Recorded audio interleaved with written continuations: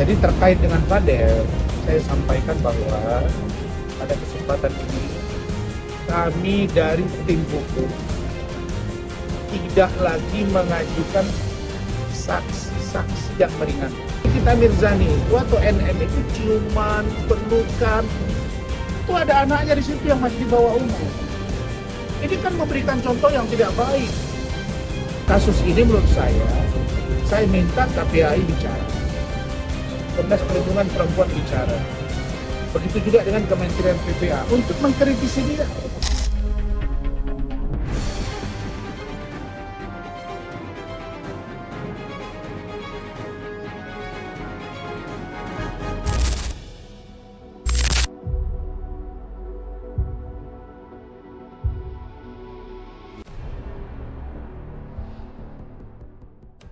Terkait dengan kasus Fadel, pertama saya mengucapkan selamat dulu ya kepada adik saya AKP Nurmadewi yang baru saja mendapat kenaikan pangkat menjadi Kompol, Komisaris Polisi. Kita doakan semoga beliau berkarir lebih cemerlang lagi. Di samping itu, saya juga mengucapkan kembali turut berduka cita atas meninggalnya sahabat saya, sahabat kita semua, Saudara Alvin SHMH. Jadi terkait dengan Fadel, saya sampaikan bahwa pada kesempatan ini kami dari tim hukum tidak lagi mengajukan saksi-saksi yang meringankan. Dalam pengertian untuk proses tahapan penyelidikan dan penyidikan yang telah dilakukan oleh penyidik Polres Metro Jakarta Selatan, itu saya selaku ketua tim dan tim hukum kami sudah sepakat untuk tahap penyidikan sampai dengan dipanggilnya Saudara Fadel Al-Fajar Bajide dalam posisi sebagai saksi yang sudah naik sidik, kami buat sementara waktu tidak lagi mengajukan saksi yang meringankan. Tapi setelah ada nanti pemeriksaan lebih lanjut oleh pihak penyidik, misalnya ada tahapan yang lebih tinggi, tersangka dan lain sebagainya, baru kembali kami mengajukan saksi yang meringankan.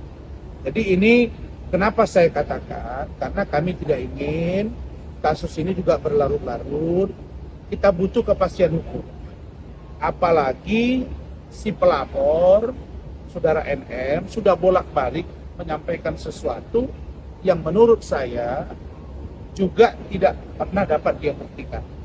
Termasuklah target yang mengatakan, menjanjikan di depan publik lewat media sosial bahwa dia akan memberikan dana 5 miliar.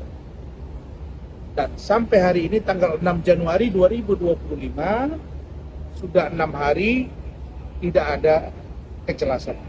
Pertanyaannya, apakah boleh seorang public figure atau masyarakat Indonesia menjanjikan sesuatu secara terbuka lalu kemudian tidak terbukti? Itu kita anggap menjadi sebuah perbuatan yang biasa. Tidak bisa, karena menurut saya, perilaku itu adalah perilaku yang tidak baik dan tidak pantas dicontoh. Kemudian, saya pada kesempatan ini juga sedikit memberikan respon. Jadi begini, tentang NM. Satu sisi, NM ini menunjukkan ke publik bahwa dia menjadi ibu yang bertanggung jawab dan seorang ibu yang sangat ingin anaknya berperilaku baik. Apa itu? Dia sangat kuat memperjuangkan bahwa dia sangat keberatan anaknya diduga hamil.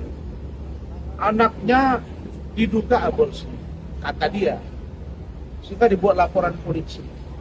Tapi kalau kami runut ke belakang cerita yang saya dapat dari Fadel, keluarga Fadel, dari pengacara Fadel sebelumnya yang bergabung ke saya sekarang, ada Bangkit, ada Rui, ada Ricky, ada Raya, ada Ando. Itu kami dapat cerita bahwa hal-hal yang dilakukan oleh NM terhadap pasangan dia itu sering terjadi seperti yang sekarang.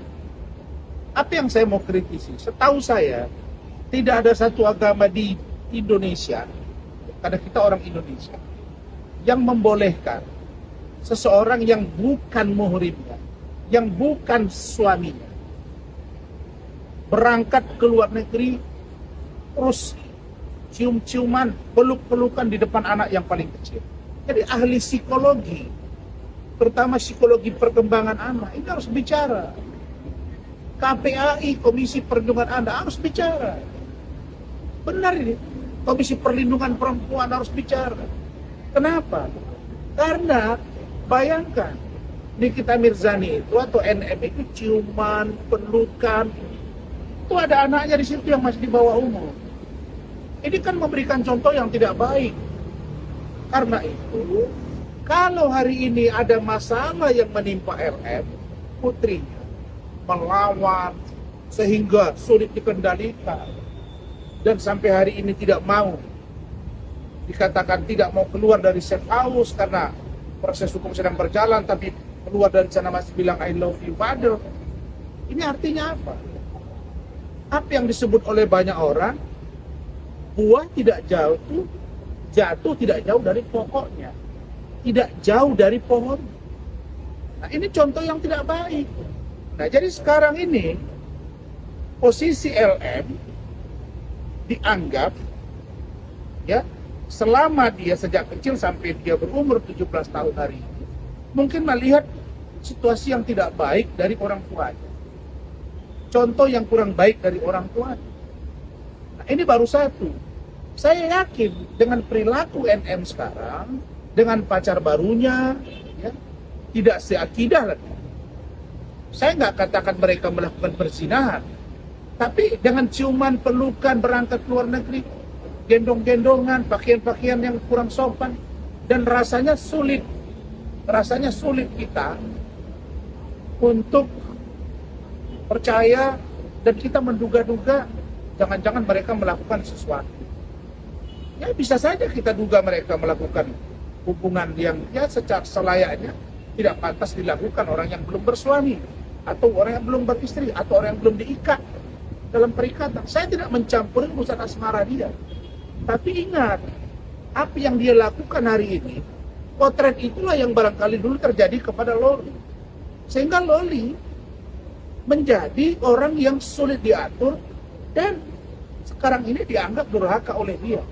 Tapi masyarakat mulai tajam pikirannya bahwa inilah akibat perilaku ibu muncul begini. Nah, kalau dia tidak menghentikan perilaku yang seperti ini, NM, nanti yang dua lagi saya curiga akan menjadi seperti ini juga. Kalau dia laki-laki, mungkin dia akan jadi playboy, sulit diatur gitu. Nah, ini tergantung dari peran seorang ibu. Jadi kasus ini menurut saya minta KPAI bicara, Komnas Perlindungan Perempuan bicara. Begitu juga dengan Kementerian PPA untuk mengkritisi dia. Dan bila perlu media-media, karena dia selalu bicara di luar konteks, ya, bilang-bilang akan tersangka, bilang-bilang akan ditahan, tidur tinggal seminggu lagi, nyenyak-nyenyak tidur dulu, saya juga dibegitukan. Tidak terbukti semua. Saya minta ini orang udah nggak usah ditayang-tayang lah tentang berita dia, dalam pengertian blacklist saja ini orang dari acara-acara, bukan berita, maksud saya berita wawancara enggak. Misalnya dia tuh diundang kemarin tuh, dikenalan lah di situ dengan Matthew itu kan di Jogja. Topik itu cinta tanah air misalnya. Tapi perilakunya begini. Di negara ini tidak boleh dia melihat orang-orang yang seperti ini. Ini tidak boleh, ini berbahaya menurut saya. Begitu.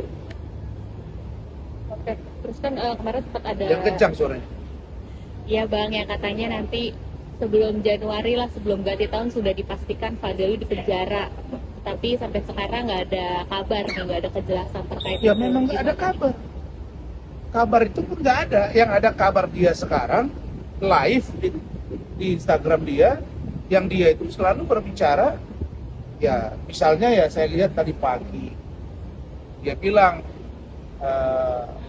Matthew ya namanya, Matthew Gilbert kan?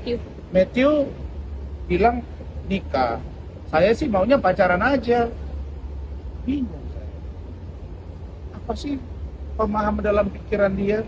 Dia kan muslim. Ngerti nggak dia zina? Saya nggak bilang saya orang bersih, tapi setidaknya janganlah mempertontonkan begitu. Tahu nggak dia? Dia orang beragama, pergi umroh. Umroh itu bagian dari ketaatan kepada Allah, mengikut perintah Allah, perintah Rasulullah, berangkatlah umroh. Anda berangkat ke sana, menghapus dosa. Pergi umroh itu harapan orang dihapus dosanya, terus dia sholat dapat sekian puluh kali lipat, sekian ribu kali lipat dari sholat-sholat dia. Nah, pergi sana, pulang buat maksiat. Mohon maaf, bukan saya tuduh. Apa maksudnya ini semua? Jangan-jangan ini mempermainkan agama. Dulu juga dia pernah ngomong, ya kalau saya nggak salah, gitu ya, saya juga, ya kalau makan yang haram juga pakai bismillah, kan pernah juga. Ini orang apaan gitu? Menurut saya ini harus ditertibkan.